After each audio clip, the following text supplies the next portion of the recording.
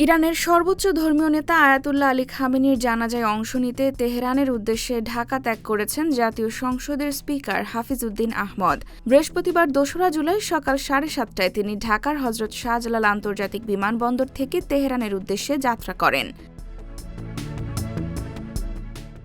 Ayatollah Ali Khamenei ১৯৩৯ সালের ১৯ April উত্তর পূর্ব ইরানের মাশহাদে জন্মগ্রহণ করেন এবং ২০২৬ সালের ২৮ ফেব্রুয়ারি মৃত্যুবরণ করেন।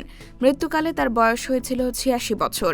তিনি ১৯৭৯ সালে ইরানে ইসলামী বিপ্লবের পর পরিবর্তিত শাসন ব্যবস্থায় গুরুত্বপূর্ণ ভূমিকায় অবতীর্ণ হন। ১৯৮০ সালে অল্প সময়ের জন্য তিনি প্রতিরক্ষা মন্ত্রীর দায়িত্ব পালন করেন। ইরান-ইরাক যুদ্ধের সূচনার পর তিনি ইসলামী বিপ্লবী বাহিনীর তত্ত্বাবধায়ক হিসেবে এবং ইরানের প্রেসিডেন্ট নির্বাচিত হন। ১৯৮৯ সালে রুহুল্লাহ খোমেনির মৃত্যুর পর ইরানের বিশেষজ্ঞ পরিষদ তাকে ইরানের সর্বোচ্চ ধর্মীয় নেতা হিসেবে নির্বাচন করে। জানাজায় অংশগ্রহণ শেষে আগামী ৪ জুলাই স্পিকারের দেশে ফেরার কথা রয়েছে।